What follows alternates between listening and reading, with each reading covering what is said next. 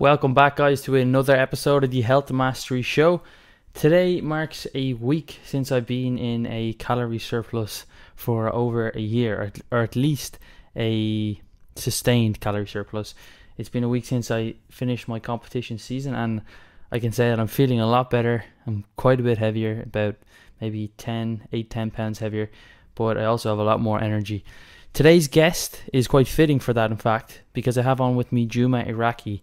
Juma is the owner and founder of Iraki Nutrition. He's a certified personal trainer, and he holds the IOC diploma in sports nutrition and a master's degree in sports nutrition. He also currently lectures in sports nutrition for the Academy of Personal Training in Norway. Now, Juma recently released or published a paper along with Eric Helms, Sergio Espinar, Peter Fishin, and himself on nutrition recommendations for bodybuilders in the off-season and narrative review. And this paper essentially looks at recommendations for bodybuilders for nutrition and supplements in the off-season, which is something that we haven't seen before. We have had a paper, I believe, in 2014 or 15 by Eric Helms and co. on recommendations for dieting phases, but nothing for actual bulking phases. So this is a pretty great episode, and without further ado, let's get into the episode with Juma Iraki. Thanks, Adam. It's a pleasure to be here. I really look forward to the topics we're going to cover today. Yeah, so before we kind of get into it, the topics that we're going to cover today are really around this recent paper or review that you had released with Peter Fishin, Sergio Espinar, and Eric Helms. So nutrition recommendations for bodybuilders in the off season. So when we're talking about bodybuilders, we mean natural bodybuilders or basically anybody who kind of wants to optimize their overall muscle size and not get fat, right? Yeah, absolutely. Yeah, perfect. So do you want to give a quick intro, or just 10-second intro into yourself, how you became to where you are right now, and then what led you to actually doing this review? Yeah, absolutely. So I'm a personal trainer based in Oslo, Norway. I have a master's degree in sports nutrition and the IOC diploma in sports nutrition. So basically, I run a company called Iraki Nutrition, where I do lectures for personal trainers. I do guest speaking. I do online coaching for mostly physique athletes. And I also work as a consultant for a big supplement company here in Norway. Great, thanks a lot. So let's jump right into it. So this whole kind of review was simply based around, and it's not really something that has been discussed before. I know that I think what might have been 2013 or 15 that Eric Helms, as well as a few others, I can't remember exactly now, but they did recommendations for natural bodybuilders for contest or for getting lean, but we never really had anything around recommendations for off-season or building muscle. And it's definitely something that we need, because everybody wants to build muscle, and most people probably need to build muscle more so than they need to lose fat, or at least that's the goal. But we kind of don't really have a clear guide, or we didn't at least, of what the recommendations are from an overall point of view in terms of actually what's achievable, because sometimes people, they underestimate, I guess, what they can achieve, but then also they kind of think that they can gain faster than they can, if that makes sense. So the whole kind of dreamer bulk, and from my experience, I know that I've been through several bulks and cuts, not just inside of, or not just in the realm of competing, because I think this is my third contest season now since I was 21, so every 3 years or so. But even outside of that, I've done some cuts, and often in between those cuts or deficits, I'm trying to build muscle. But most of the time what happened, at least when I was younger, was that I would just get super fat, and I would get to the point where it would be a long cut, and then after the cut, I'd be like, okay, I want to gain some muscle, and then I didn't actually do a proper structured bulk or phase where I was actually gaining long enough to gain significant muscle, because I would just cut and then get fat, and then be like, okay, I'm fat enough now, I need to cut again. Yeah, so basically spinning your wheels in a sense by doing that, because I think I see this specific problems I see with a lot of people that maybe they start with too much body fat and they start gaining, and then suddenly they're not comfortable with the body fat levels that they suddenly have because they gain too fast, and then they do a cut, and then they might feel that, oh, I don't look as big as I used to be, because they're maybe they're a bit confused about if they actually have sufficient amount of muscles or not, because when you're bulked up, it's easy to feel that way, that you're maybe bigger than what you actually are. So people spend like short times cutting and then short times bulking, and then they're basically not getting off the spot in a sense. Yeah, actually, just to that point, I mean, people don't realize how much fat they actually have in their body. I think people think that they have significantly more muscle than they do. Even me, who it's been my goal for, let's say, the last 10 years to build as much muscle as I can naturally. And obviously, like I said, I haven't been as efficient as I could have with those kind of cuts and bulks, but still, with that in mind, I've still been trying to gain as much muscle as I can naturally. And even in my last, or even in this current, say I'm in the middle of a contest prep, I've competed about 3 weeks ago, I'm lighter than what I would have expected. So when I first competed, when I was 21, I think I started my cut in pounds around 210 pounds, and I was pretty chubby, but I was like, when I get to 185, I am going to be shredded on stage.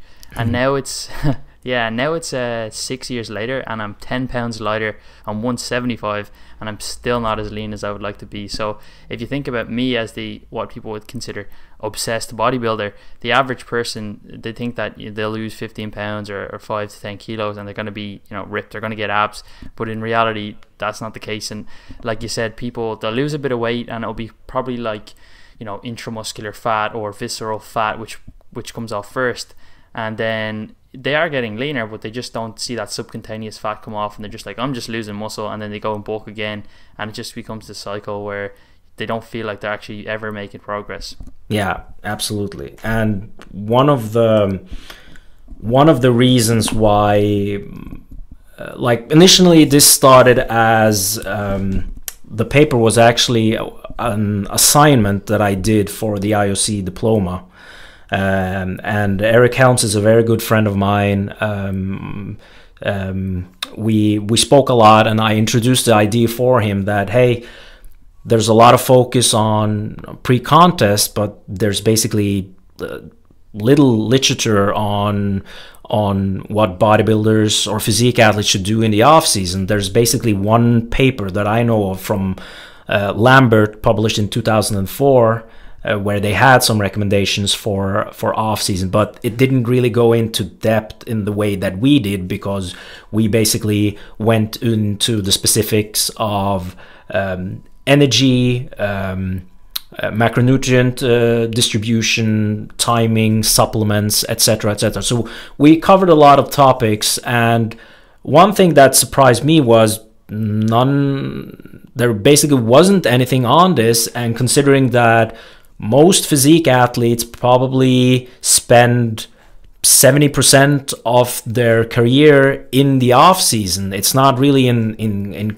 pre-contest that they spend their time. So I think it was important to get a paper out on this topic, also because a lot of the nutrition practices often used by bodybuilders and physique athletes, they lack scientific support. So there needs to be something that we can recommend for this population, which also takes into consideration that it's not detrimental to their health. Because if you look at a lot of the papers that came out in the 80s and 90s on bodybuilders, they have very restricted eating patterns, which also led to a lot of deficiencies in micronutrients. Luckily, we have a new generation now that has a better grasp on variation when it comes to nutrition, and they don't have this fixed idea that you need to eat chicken, rice, and broccoli to get shredded. You can actually eat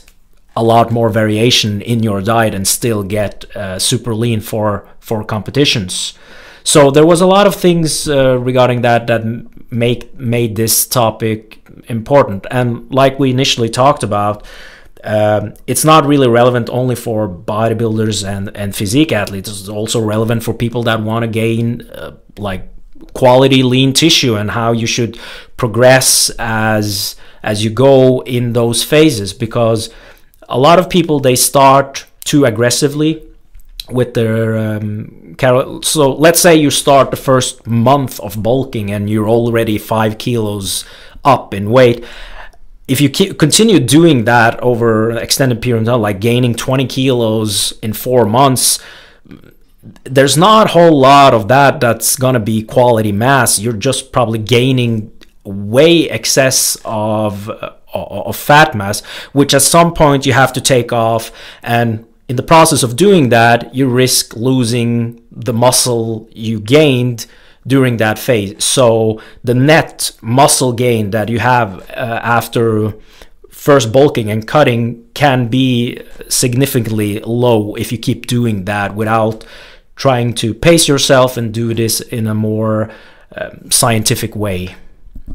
Yeah, and I think that this is a question that I got off a couple of clients before, is like, do you think that I can maximize my muscle mass or the gain of muscle mass if I push the calories a little bit higher? And what my response would be, well, maybe you can get, you can squeeze out a little bit excess muscle gain with a lot of extra fat. But the only issue is, like you said, when you go down to cut, and invariably we've seen in natural natural athletes or natural lifters that you always are going to lose some lean mass, and the more body fat you have means the longer you have to diet, and the higher chance you are at that risk of losing that excess muscle. So even if you gained a little bit extra muscle, the chances are that you're going to be losing that extra muscle because you have to got the diet a little bit longer, and you may even lose it a little bit more than if you had taken it in a shorter period, or a longer approach to the bulk, because you're just in the deficit for a longer period of time. Absolutely. So with regards to, I suppose, lean bulking or energy intake, we always hear people talk about, well, it's a lean bulk, I'm going on a lean bulk, or I'm going to like a normal bulk. But in reality, it seems that the only way, or the only thing that you can do, is a lean bulk. So the recommendations that you've given is a 10 to 20% increase in your maintenance calories, right? Absolutely, yeah. So one thing, I guess, that I would ask is that as we start to increase calories, and let's say someone's transitioning from a cutting phase to a bulking phase, their non-exercise activity thermogenesis is going to go up, so they'll actually eat more calories, but they won't gain any additional weight. So is that a moving average, or how does one kind of calculate that number? Well, it's basically a starting point, and then you basically adjust the calories based on the target weight gain you have of body weight per week. So it's correct what you're saying, that most people, when they actually increase their calories, they'll see that, well, I bumped up my calories this much, but by bumping up the calories, thermic effect of food went up, and you might started being more active due to NEAT. So basically the caloric surplus gets eaten up by the excess amount of energy that you're expending. So it's basically a starting point, and then based on the target of weight gain you have per week, you would adjust or subtract calories from that based on if you're going too fast or too slow with the weight gain. So what I typically recommend is most of my physique clients, we basically coming out of a pre-contest phase, a dieting phase, we basically do things. We cut back on cardio if you were doing excess amount of cardio during the cutting phase. And we, based on how much cardio they were doing, we might just cut back on the cardio and increase by 10 to 15%. In most cases, I do say 10 to 20, but I do 10 to 15 based on the amount of cardio, and adjust based on that. And then we start to do daily weigh-ins that we also do pre-contest, and we basically adjust based on the gains that we're seeing. It's always expected that you gain faster coming out of a contest diet. And I think it's good to allow quicker gains the first couple of weeks, just to get you more in a physical and mental state that is better, because I don't think people that's never competed really understand how taxing it can be to the system, both physically and mentally, by being super low with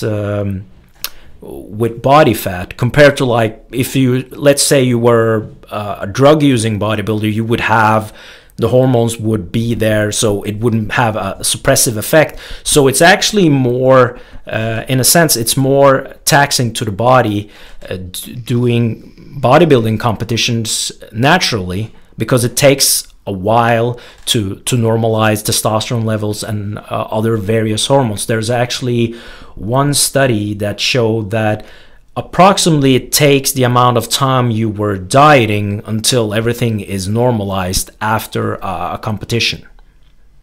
Yeah, and I think I would agree and disagree with you on that one. So obviously, like, you're taking, if you're a unnatural or enhanced bodybuilder or physique athlete, you'll be taking testosterone, so that'll be there. But things like ghrelin and leptin levels would still be pretty closely correlated to your body fat levels. So I think, right, so if you're super lean, let's say 5% body fat, and even if your testosterone, like mine is probably tanked right now because I'm a natural competitor, but somebody who's, like, let's say they're using testosterone, and but their leptin, right, they're still going to be starving, and they're still going to have the drive to eat. So I can see on paper how the approach that you take would work, but from a psychological point of view, do you find that it's difficult for people to kind of stick to that? Because I know for myself, and not just because I'm a natural competitor, but like I'm pretty low calories. I mean, around 10 grams or 10 calories per pound of body weight. So like I'm like 175, and I'm eating around 1700 calories, but I'm also doing a lot of activity. So like I track steps. And if you told me that, like, okay, next week we're going to finish our diet, but all we're going to do is stop doing the cardio or reduce that, I would be like, give you two middle fingers. Like, man, I want to eat. I want to eat. I don't want to be eating like okay. Yeah, sorry.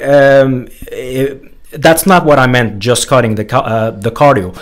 It was cutting the cardio combined with increasing the calories. What I meant was the range is 10 to 20, but if we're doing excess amount of calories, I wouldn't like bump it up to 20 right away. I might just bump it up between 10 and 15% and then cut back on the cardio, because it wouldn't make sense to just cut out the cardio, because you would still like be suppressing a lot of things. But one of the biggest challenges I see with clients coming out of competition is, once they start eating, it's very difficult to hold back on the food. Like, it just spins off, because suddenly the body notices that now it's more energy available to consume, and it just want to fill up, and you're basically never satiated. Like, you just want to eat. So one of the strategies I do is actually I bump up the protein intake pretty high due to the satiating effects of protein, and that seems to work with, I'm not saying it works with everyone, but most of the clients I've done this with give me feedback that it's been easier to control their eating coming out of a contest when the protein is much higher. Yeah, it makes complete sense, even when you're in a cutting phase, right? So if you just simply swap out some carbohydrates for extra protein and all calories equal, that can help with hunger. So not necessarily for the muscle building effect. So some people will say, oh, you know, I'm already eating 1 gram per pound of body weight or 2.2 grams per kilo, like I don't need any more, and it's more from that satiety aspect. And like yeah, but you're hungry all the time and you're binging, so we need to increase protein, but we still need to maintain a deficit somehow, so you keep losing weight. But what kind of levels do you bump protein up? So what would your normal recommendations be? And then in this kind of transition from a cutting phase to a bulking phase, how high would it get? Hey guys, I hope you're enjoying the podcast with Juma Iraki and taking some valuable information away from this. If you are enjoying it, please go over and do leave a rating and review on whatever platform you're listening on this to, because it helps a lot with the algorithms and helps me get better guests on in the future and keep this podcast going. So without further ado, let's get back to the episode with Juma Iraki.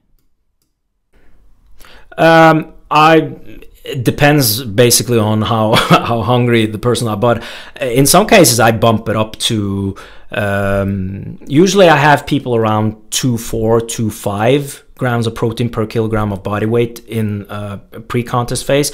I actually might bump that up to 3 grams in the initial weeks following the transition phase, just to keep the satiating effects from the proteins there. And then as that slows down, we will slowly adjust proteins back to normal levels. One thing that we didn't mention that's very important to mention is the calorie recommendations that we gave from 10 to 20% should also be based on how experienced you are. So let's say you're a novice bodybuilder or someone that's never lifted weights again, you can allow for a bigger caloric surplus. But as you get more advanced, it's probably a good idea to taper both the caloric surplus but also the target weight gain per week, because as you get more advanced, you basically won't be able to add on muscle mass as quickly as it was when you initially started lifting. There's no papers that I know of that basically looked at like average amounts of muscle mass you can gain the first year, but I know Lyle McDonald has some numbers on that, and a few other people as well. And approximately what most of the people say regarding how much you can gain naturally for a male is around 10 kilograms of muscle mass the first year you train, and then half of that amount for every year after that. So let's say when you're on your 4th, 5th year of consistent training, you're probably not going to see a lot of gains there compared to the first couple of years when you were training. So it just makes sense that the caloric surplus shouldn't be as big when it's not going to be possible to gain as much muscle mass anyway. Yeah, that sucks really. It's not something that people want to hear, but like I said, I competed about 3 weeks ago at the Natural Muscle Mayhem, and there's a pro division there, and some of the guys on stage, you know, they compete, and let's say 5 years in between competitions, they're literally like 1 pound or half a kilo difference, and these guys are, you know, touching their 40s, some of them. So like, it literally slows down to an almost halt the time you get, like when you start to get like much more advanced. And even for me, I noticed that the last time I got super lean was 2016, albeit I am leaner this time, but I'm actually 10 pounds lighter this time.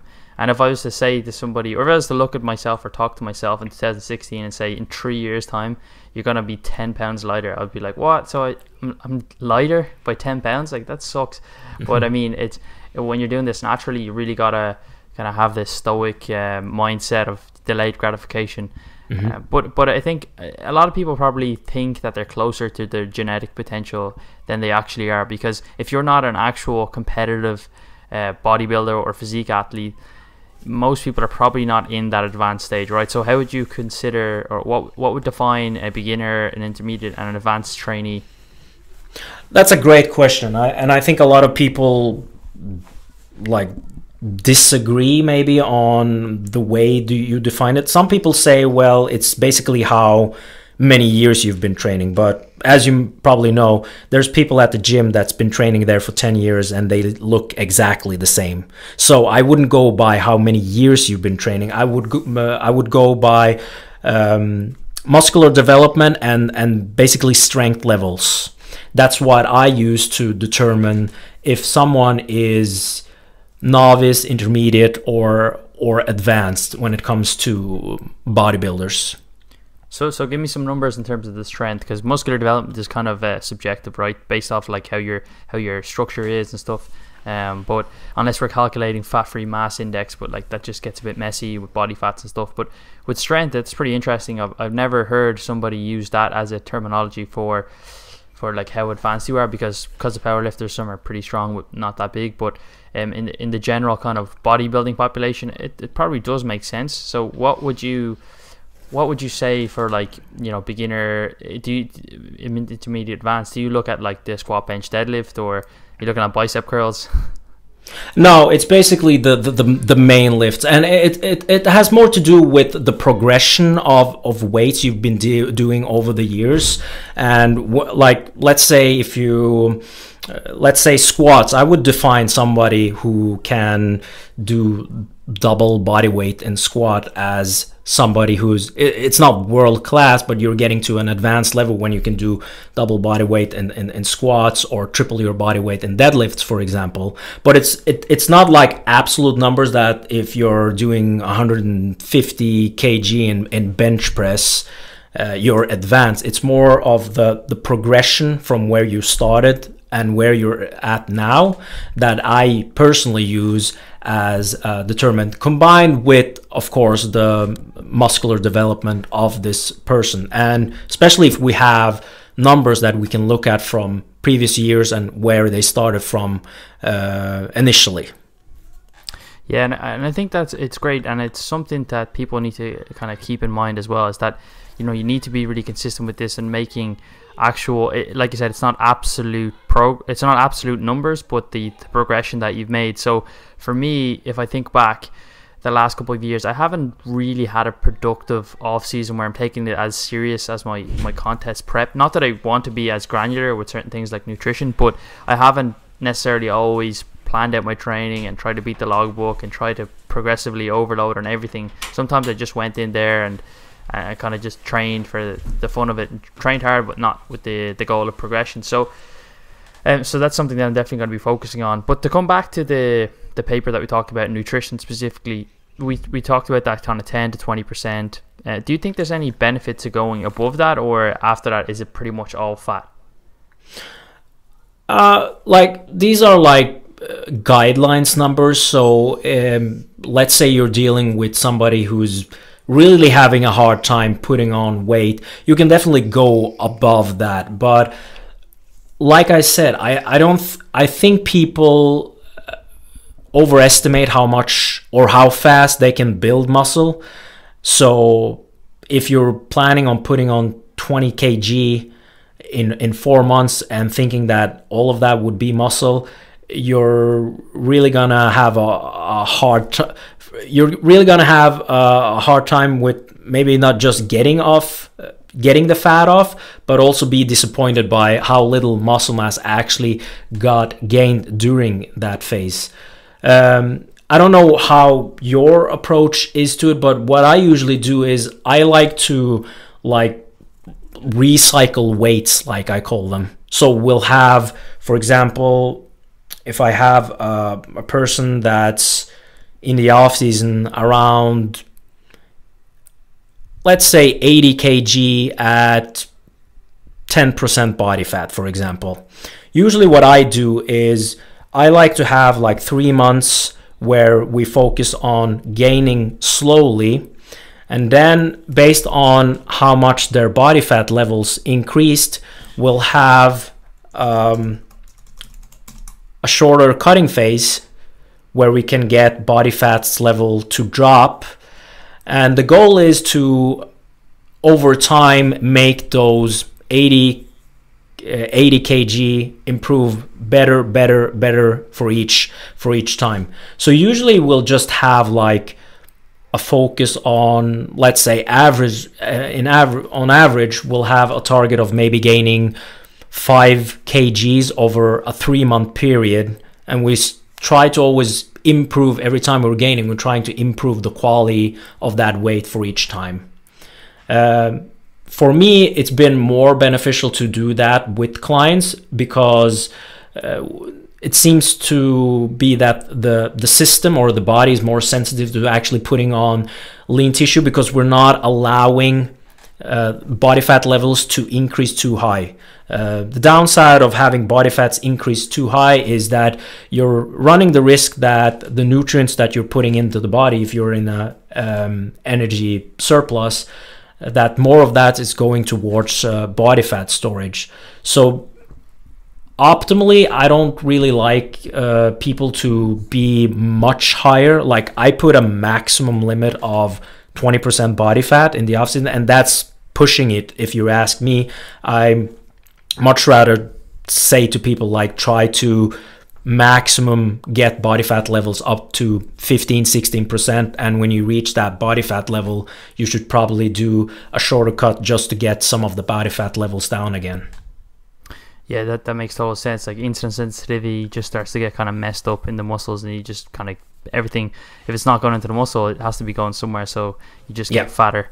But yeah, it's funny that you mentioned that, and I see this all the time anecdotally, that people, they think that they can gain muscle a lot faster than they actually can, but then when they see somebody who's taken it slow, but has taken it slow for multiple years, they'll be like, oh, that guy's not natural, he's definitely on steroids. I'm like, but he only gained like 10 kilos over the last 15 years. How is it, like, you know, you want to gain 10 kilos in 1 year? You know, it's funny that the way people think about it. I saw a great quote, I think it was from Lane Norton a couple of years ago. He's like, people, they overestimate what they can achieve in 1 year, but they underestimate what they can achieve in 10 years.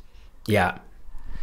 So we kind of talked about the overall energy intake and kind of the surplus recommendations, body fat, you know, the higher level that you'd like to get to. But what's the kind of rate of gain that someone should look for? Is it a couple of kilos per month, or is it, does it depend on your overall, you know, it's level in terms of beginner, intermediate, advanced? We kind of touched on that a little bit, but what's the kind of, do you have any numbers that people should be looking at, and what way do you track that? We have numbers based on percentages of your body weight. So what we recommend is a target weight gain of 0.25 to a 0.5% gain of body weight per week. So say you're intermediate or novice, you should probably aim at 0.5% of your body weight per week. But if you're on the advanced level, it's probably wise to aim for the lower number. So if you're 100 kg, just for easy math, we're looking at 1 kg increase for an advanced bodybuilder per month to put on.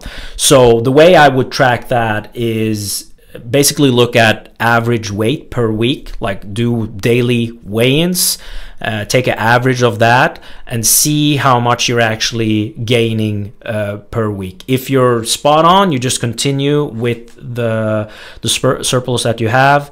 If it's starting to creep up much higher than that, it's probably a good idea to cut a bit back on the calories and stay on the target weight gain.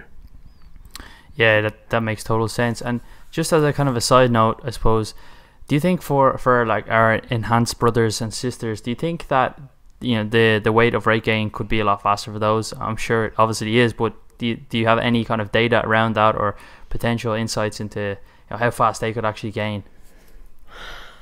Like there is a couple of papers on it. You're probably familiar with some of the studies from Bazin.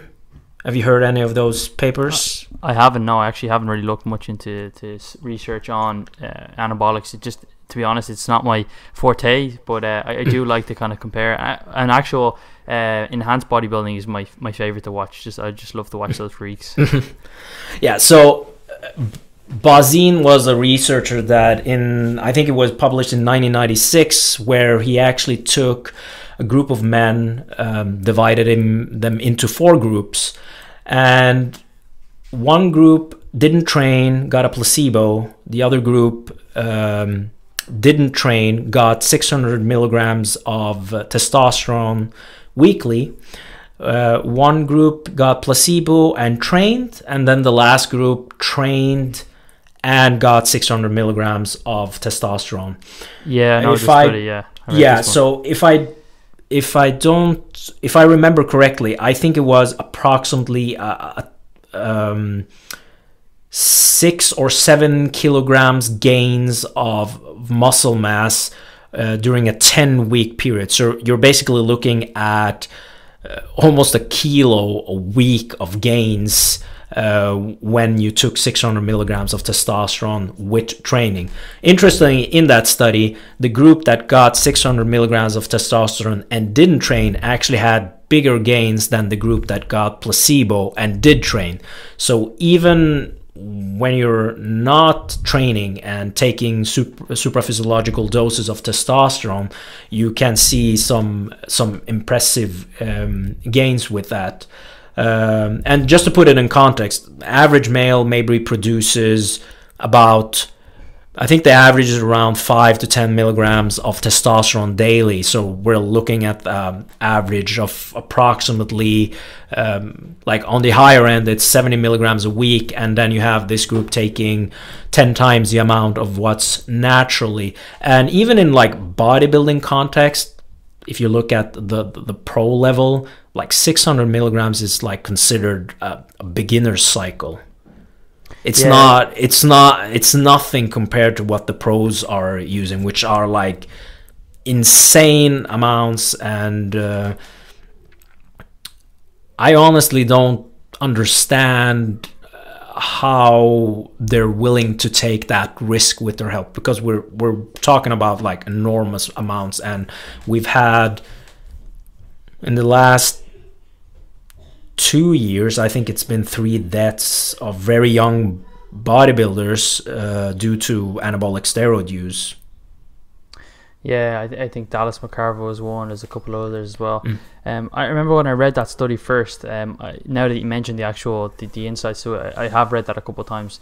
But I was so shocked at the fact that the group who actually trained with weights naturally, so just they had the placebo, they actually gained less muscle than the group who did nothing and didn't train at all, and they took testosterone. It's just insane to think how the effects play a part in actual building muscle. I think obviously it's context dependent, and your sensitivity to it. For people who their first cycle, etc., probably have bigger gains. I don't know, but I'm just throwing stuff out here.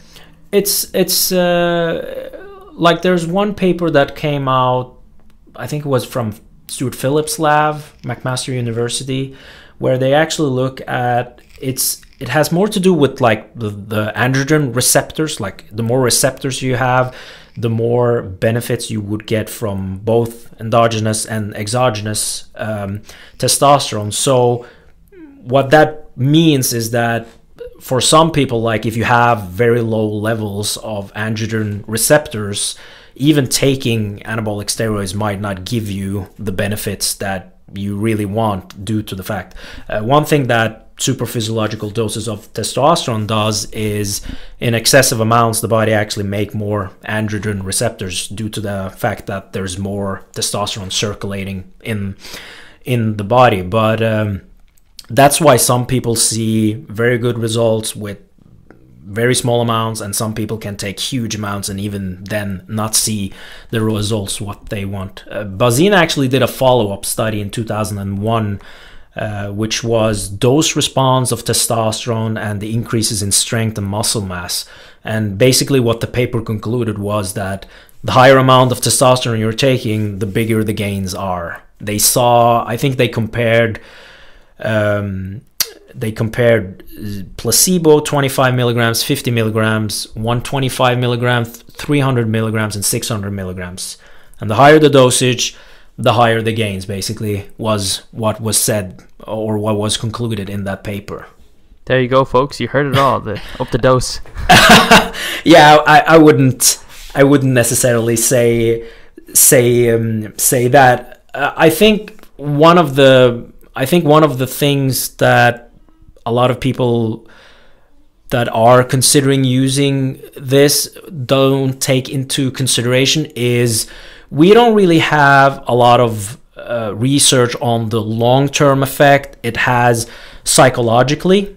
So it's basically like when smoking first came out, we didn't really have a lot of research on the negative effects of smoking, but as the year went on, they finally found out that it's actually having a lot of negative effects on our health. But recently there's been more research coming out of actually Norway doing research on the effects of anabolic steroids and the effects that it has on the brain, because now we have a generation that's been using steroids since the 80s and 90s, and where they actually had the opportunity to do MRI scans of their brains and look at of the structure of the brain. And there's some pretty concerning findings from that study that can have long-term significant negative effects on mental health and other related brain diseases. And these usually don't come after a couple of years of drug use. They usually come after sufficient amounts over an extended period of time. But I think that area hasn't got a lot of attention, and cardiovascular disease and other stuff has gotten a lot more attention. But that's also a concern for people that are using illegally anabolic steroids.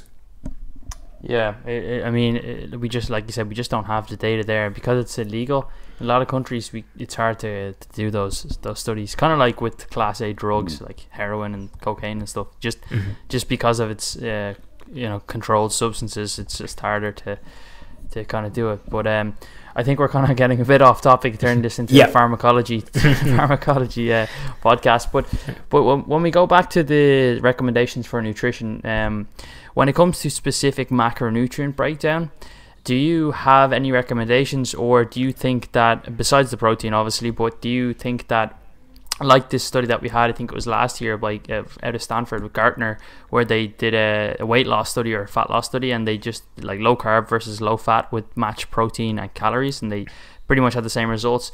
Would you say that's the same for muscle building, or do you have specific recommendations around carbs and fats for muscle building to optimize that?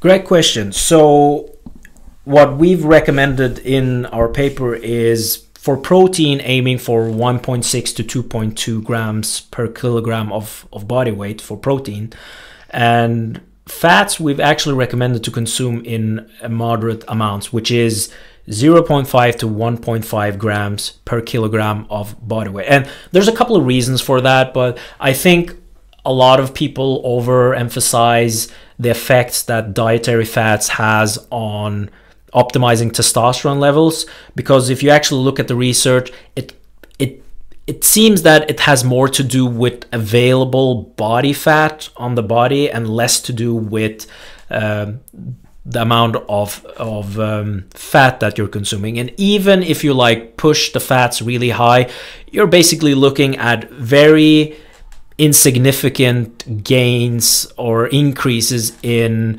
natural testosterone levels, which really doesn't mean anything if you're looking to gain muscle mass. So one of the negative effects of consuming really high fat diets, especially if you do it around your training, is it seems to have negative effects on signaling pathways that has to do with remodeling of skeletal muscle, but it also seems to lower insulin sensitivity. So basically you don't utilize carbohydrates as optimally as you should if you're consuming huge amounts of fats. I actually did a cycling study, I think it's 2 years ago now, where we had like high-level cyclists, which was super lean, and we basically gave them a protein and carbohydrate matched diets. One of the group was doing, we glycogen depleted them, and then we basically gave them different amount of energy. So protein and carbohydrate was matched. One of the groups got 30 kilocalories per kilogram of fat-free mass, and the other got 10. So a big difference in energy intake. But what we saw in that study was that when we measured their blood sugar levels at 8 different time points, the high-fat groups actually had signs of insulin resistance due to the high fat diets that they were consuming. And we also did some biopsies, muscle biopsies, which also showed that consuming high fat diets, especially around training, is probably not a good idea if you're trying to optimize insulin sensitivity. So based on the fact that there seems to be more benefits for physique athletes with higher carbohydrates intake, we based our recommendations on a moderate amount of fats, which would allow for more focus on consuming sufficient amounts of carbohydrates. The paper actually recommends, or we basically recommend in our paper, that once you've taken your calories, divided appropriate amount to protein and fats, remaining calories should come from carbohydrate, but you should also focus on consuming sufficient amounts, which we define from 3 to 5 grams per kilogram of body weight. A lot of people overestimate the amount of carbohydrates that they need based on the training sessions that they do. A lot of people think that, oh, if you do a training session, you've completely depleted your glycogen stores after that session and you need huge amounts of carbohydrates. That's not true. If you look at some of the paper from Tesh and McDougall that came out in the 80s and in the 90s, there's actually one study from Tesh where he had participants do 4 different exercises. I think they did back squats, front squats, leg extensions, leg press, 5 sets for each exercise, and all sets was taken to failure. And after that session, they measured muscle glycogen in the quadriceps, and there was like between a 24 and 40% drop of glycogen stores. So still plenty of glycogen available after that. But if you compare that to endurance sports, you can probably deplete a cyclist. If they did a really hard interval sessions for 2 hours, they would be completely depleted of glycogen stores. Because people forget that when you do resistance training, you do have a lot of breaks between your sets, and when you do that, you can recycle a lot of things which can then be resynthesized to glycogen. Yeah, I think on top of that as well, often a lot of the exercises that you do, especially in the lower reps, you're not actually using that glycolytic pathway. You're using, you know, the ATP that's stored within the muscle already. So you're doing explosive work that doesn't even necessarily require that much glycogen. You're using the creatine phosphate energy pathway. So you know, maybe if you're doing super high reps and super high volume, that might, you know, increase that glycogen depletion a little bit, but it's not to the point where people would actually think or would hope, because I think most people that do bulk, they want to hear that, you know, you got to eat a lot of food and that you can get away with eating a ton of calories, and I certainly want to hear that. I certainly don't want to hear that a 10% increase in my calories is going to be sufficient. I want to go into one of those dreamer bulks again, but unfortunately, naturally, it's just not possible.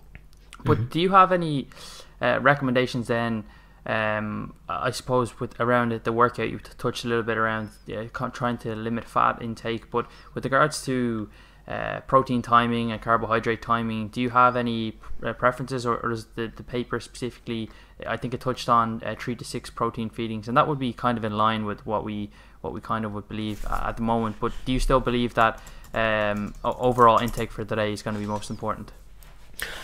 Yeah, when you start to like prioritize different things, like overall what you consume during the day is the most important thing. But if you're looking to like optimize things, like I think some of the papers regarding timing that's come out the last couple of years has been maybe misunderstood by a lot of people, because some of the papers say that, well, it's not necessary to consume nutrients post-workout. You can like have 1 to 2 hours pre and post training, and that would be sufficient. But on the other hand, it's not like it's going to be detrimental if you actually consume nutrients right after your training session. So the more advanced you are, it's probably going to be more important to consume nutrients right after your training session. And that's basically due to the fact that MPS seems to be shorter, like it's a shorter time frame after a training session where you're in a muscle building state. So it just makes sense that taking advantage of that and consuming nutrients as fast as possible after a training session might be a good idea. But for the general population, like having a meal 1 to 2 hours pre-training and within 1 to 2 hours post-training is a good recommendation to give. But again, there's no reason to wait to consume nutrients after a training session. It's not going to be negative for your results. What I do with fats is, depending on how far you are from your training session, I allow more fats the further the meal is from the training session. So usually I'll say, okay, if you're going to consume a meal that's going to be 1 to 2 hours before the training session, it's a good idea not to only consume something that is low in fat, but also low in fiber, and also something that is easily digestible.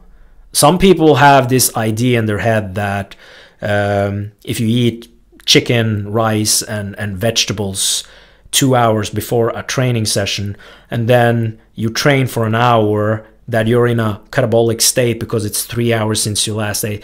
That's chicken and rice and vegetable you ate 3 hours ago. It's probably just started to digest and come out in your bloodstream. So if you want something that's gonna give you a benefit before the training session, it's probably a good idea, if you're consuming it that close to the training session, consume something that's easily digestible, especially when it comes to carbohydrates. Yeah, that makes sense. I mean, like you said, people think that the anabolic pre and post workout window is a lot more important than especially when you're eating whole foods. So maybe, but probably not, it would have more significance if you're eating maybe faster digesting foods like whey protein. But still, within that context itself, I think that still a couple of hours, it's not going to make any difference, because by the time that like the food gets through the system and starts to break down the small intestine and then into the bloodstream, and you know, your workout is probably like an hour long, so it's probably just peaking towards the end of your workout, and you don't necessarily need to have that shake in the locker room post workout, or like I mentioned before with Alan Aragon, those people who have the tuna in the change rooms, they absolutely drive me crazy. You know, stink up the whole change rooms just for the fact that they think they need to get it in within that certain window. Yeah, and I think it's more important to get nutrients in as quickly as possible. Like I said, if you're advanced, trying to maximize your gains, if you're training in a fasted state, or if you're training multiple sessions a day, it's probably a good idea to do that. But it's not that critical if you consumed a meal within 2 hours before the training session. It's not gonna be a problem. So general recommendations: kind of spread your meals out, 3 to 6 meals. Try and keep fats limited, or at least lower, around your workouts, and you can have higher fat meals throughout the rest of the day, and protein, I guess, evenly spread across those days, or meals, I mean. Yep. And in one thing that you touched on in the paper as well is the quality of the protein. So you know, full spectrum of amino acids. Can you touch a little bit on that? Yeah, absolutely. There's been this idea that plant-based protein is inferior to animal-based protein. You get more bang for your buck when you're consuming like high quality protein from dairy, for example, like whey protein. But Soy protein also has all the essential amino acids, but it's in a lower amount per gram compared to dairy. So, but one thing is that all of the studies, when they compare plant-based and animal-based, they're using the same amounts. But if you were to consume plant-based protein and you increase the amounts a little bit, there's basically no difference in the response that you get for MPS. So generally, if I work with, I'm not saying that I have a lot of vegan clients, but I've had some vegan clients, and my general recommendation is, if you're vegan, it's probably a good idea to bump up the protein, the total protein that you're consuming during the day. And generally, I say bump it up by 15 to 20% on what I would generally recommend. Yeah, so it's not going to be that significant unless you're, even if you are eating the same amount of protein, it's probably not going to have that much of a difference unless you're like a physique athlete and really want to maximize, that muscle protein synthesis. It's not going to make a huge difference. And again, when you're consuming like mixed meals, a lot of the studies they don't use mixed meals with different sources. They usually do isolated proteins and then compare that. But the studies that have adjusted for the amounts for plant-based protein do show that as long as you increase the amounts a bit, it basically has the same effect. So basically, just eat more of the plant-based protein, and you would get similar effect as the animal-based proteins. Okay, got it. Good stuff. And then the final question I have is around supplementation, which often people put, as the number one priority, which needs to be probably pushed down a lot further than people think. But what would your general recommendations be for supplementation for bulking, and are they any different for bulking and cutting, or are they pretty much the same? It's pretty much the same, to be honest. A lot of people ask when it comes to pre-contest about fat loss supplements, but what you find on the market that's legal is basically a waste of money, to be honest. Caffeine do have some effect that can be beneficial for fat loss, but there's really no difference in what recommendations we have for supplements for pre-contest compared to the off-season. If I were to mention supplements that would be of now we're talking about performance benefits, definitely creatine monohydrate. Not only does it help with strength levels, it also has a lot of benefits on the cellular levels for remodeling of skeletal muscle that can be beneficial. And you don't need a huge amount of creatine. Like a lot of people, they say, well, I'm a big guy, so I'm going to take 10 grams of creatine monohydrate every day. That's a complete waste. There's been a paper by, I think it's Willoughby's lab that did this one, which actually showed that up to 100 kg, 3 grams seems to be more than sufficient to satiate creatine phosphate levels in the body. So 3 grams, if you're above 100 kg, maybe bump that up to 4 or 5. So 3 to 5 grams should be sufficient for most people. Caffeine is also a supplement that is very beneficial. The funny thing with caffeine is that when you look at dietary supplements, they have often benefits specific for different sports and exercises, but caffeine seems to be universal. So basically all physical activity that you do, you would see a benefit from caffeine. If you're doing endurance, if you're doing strength, you see benefits on a lot of different sports. When it comes to recommendations for caffeine intake, it does seem to be beneficial if you use it on the higher end of the recommendation, which we recommend in our paper, aiming for 5 to 6 milligrams per kilogram of body weight, consumed approximately 1 hour before your training session. So it does seem to have a good effect on power output, but also delaying the onset of fatigue when you're training. So those would be my go-to supplements for performance. Beta-alanine and citrulline malate we have recommended in our paper as supplements that can potentially be beneficial depending on if we start with beta-alanine. So basically what beta-alanine does in the body is when it's consumed, you increase the stores of carnosine, which act as a pH buffer in the muscle. So basically what that means is as you're doing your repetitions and you're building up lactate, beta-alanine would maybe give you a couple of extra reps before that lactate kicks in and burns in your muscle. So based on how you train, if you do bodybuilding training with a lot of repetitions, like 10 plus repetition, potentially it can have a benefit.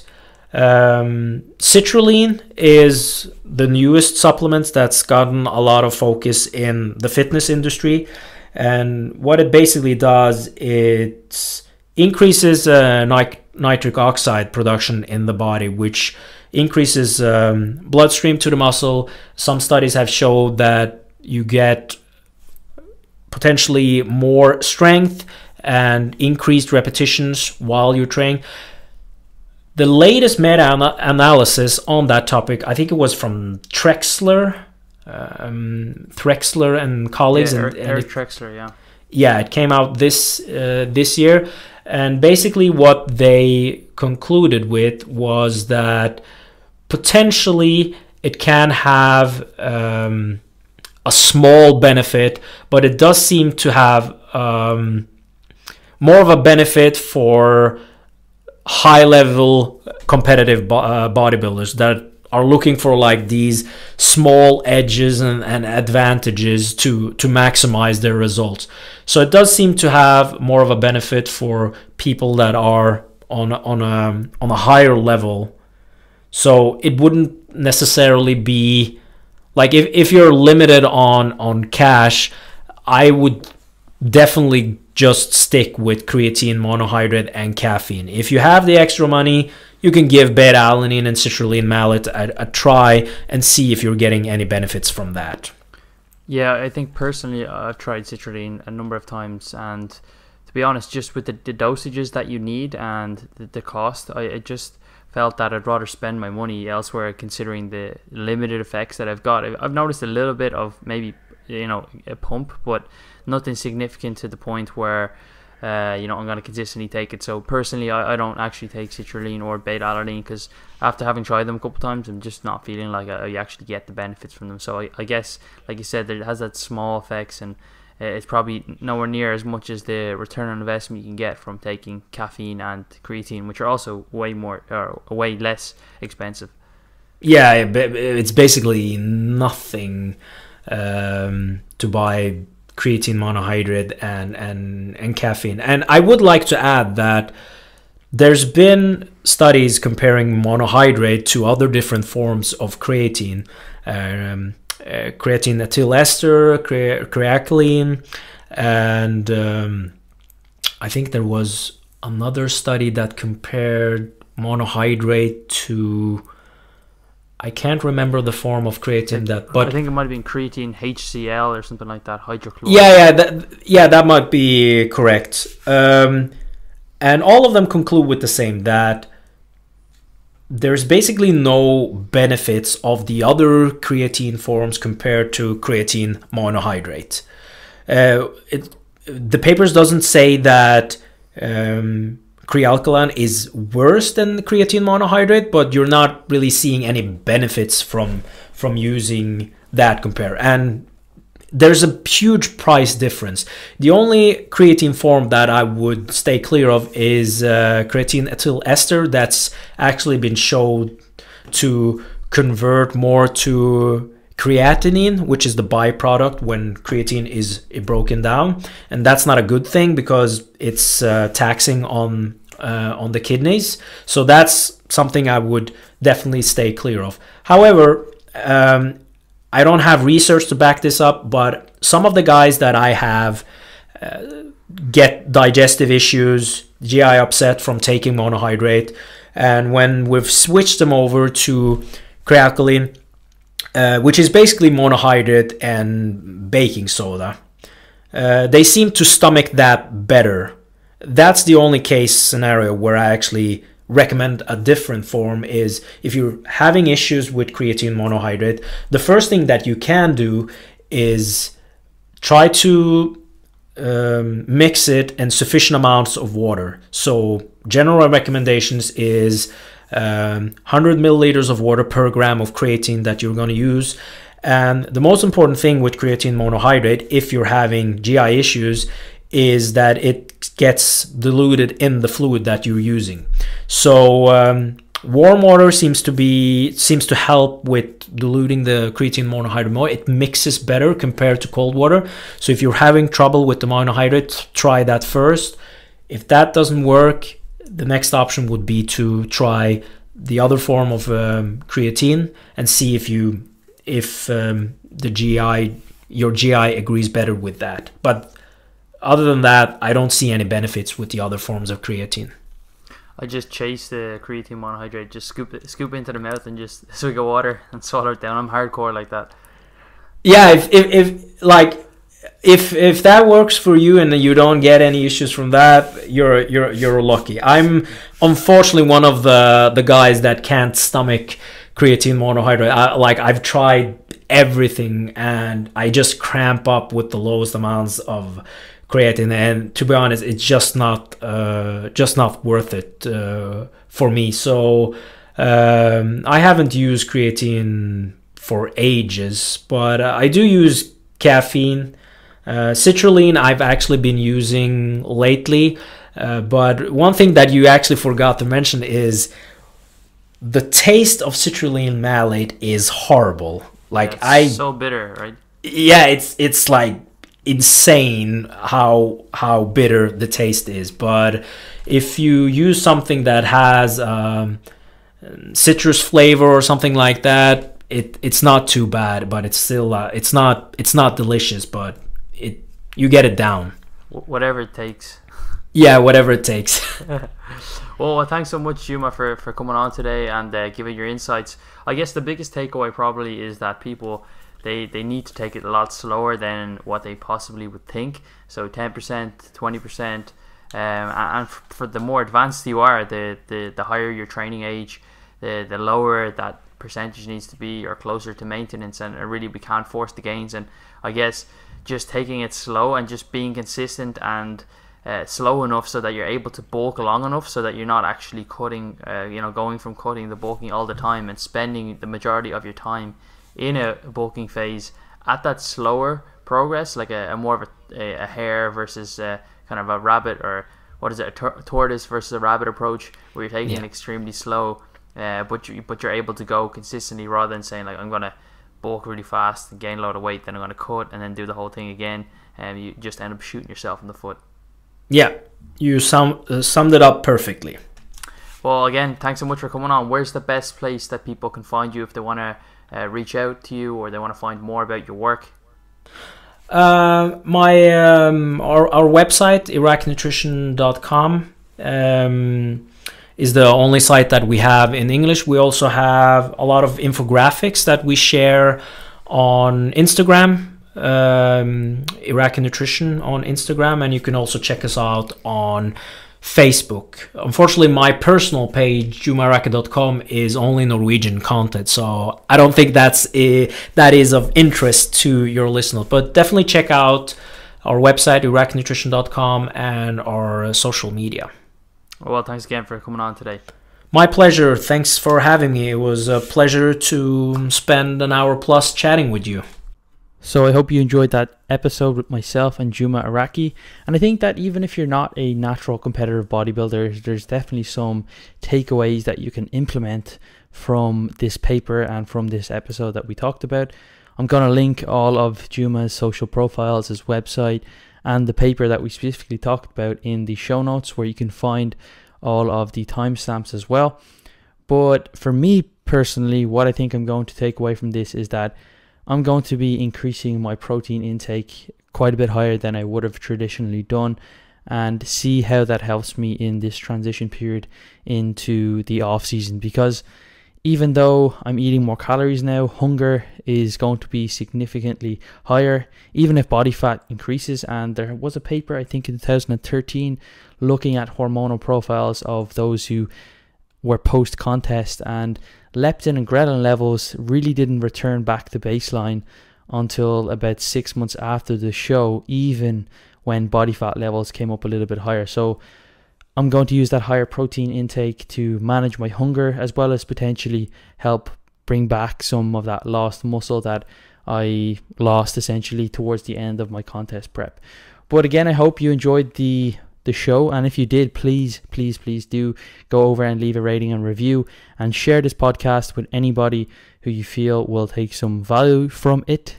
And if you have any questions, you can reach out to me, and my email is in the show notes, or you can get me on Instagram at AdamMac192. You can just send me a DM there. But I hope to see you in a future episode, and thank you for sticking around.